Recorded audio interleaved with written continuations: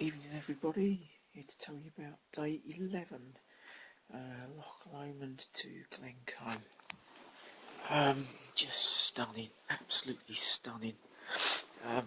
Sorry, I'm talking quite quietly, it's 10 o'clock at night and I'm in a quiet little B&B, so trying to be quite thoughtful to the other people here.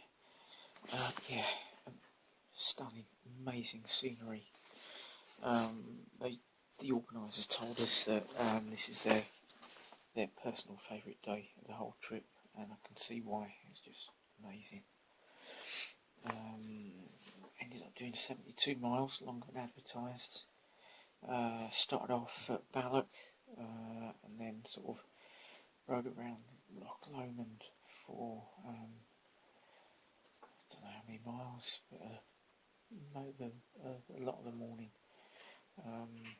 The weather was great, which is very lucky in this part of the world, and got some stunning photos.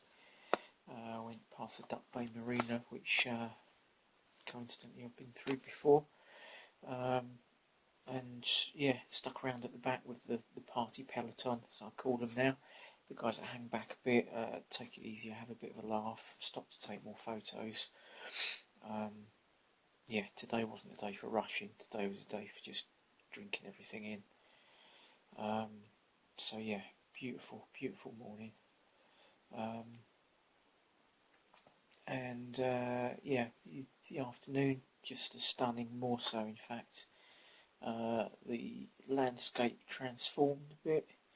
We started gaining a bit of gradient and going up into the mountains, and yeah, just vast expanses of beauty really. Every sort of cliched Scottish postcard you can think of sort of lochs and mountains and clouds and whatnot. It had it all. Every photo I took could have been a postcard. It was lovely. The weather started to turn just before the last brew stop. We saw clouds coming in, and you always hear about how the weather can turn quickly, and you know it can, but when it happens, it still surprises you for some bizarre reason. But yeah, it just turned, and yeah, we could see the brew van on top of a hill, and we had to get up it. Could see the weather clouds coming, so we just stopped at the bottom, put my jacket on. By the time I was sort of 100 yards up the hill, I was soaked. Side of my face was frozen. I felt like I had brain freeze from eating ice cream too quick or something, and it was just mental. So I went up the hill as quick as I could, and got to the brew van at the top, and got more photos. And yeah, same scenery, but just a different look with the darker weather. But crazy. And then the last 20 miles or so just seemed to last about 40 miles. Everyone was just tired. We had a lot of headwinds today, and just made it so hard riding at some points. It was still a pleasure, because you're just looking around the whole time going, this is great. But yeah, everyone got battered by the weather the last 20 miles or so. We got hail at some point, and it just stung. Felt like someone was sticking needles in my face and my lips. I was laughing because it didn't go on long enough to become a real problem. So it was just one of those sort of funny moments that I'll remember. But it was crazy. We had winds blowing us about on the road, and yeah, rain on our face and everything. So yeah, crazy last 20 miles or so.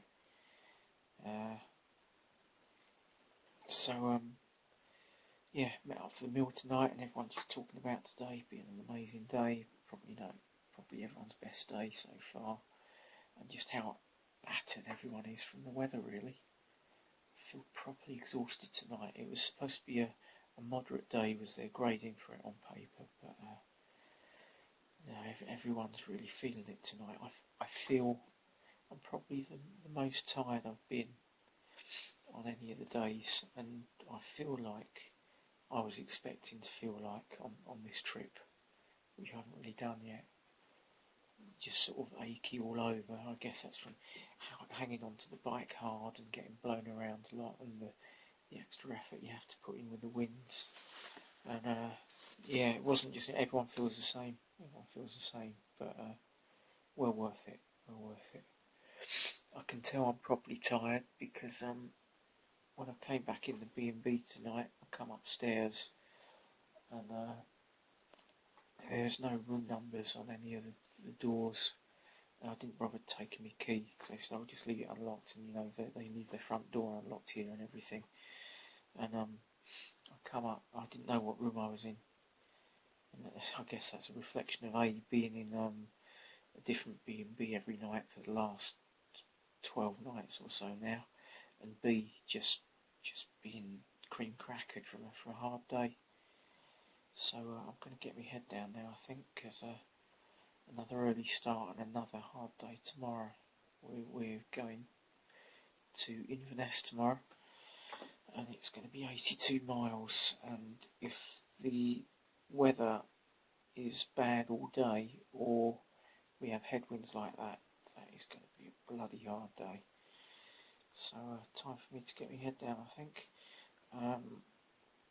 I must get the photos online for this day though, because I took loads. It was absolutely gorgeous.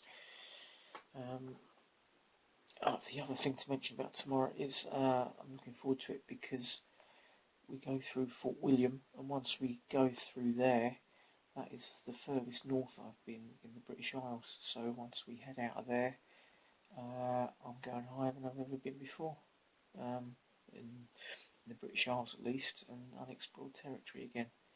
And it promises to be another scenic day. So yes, catch you later.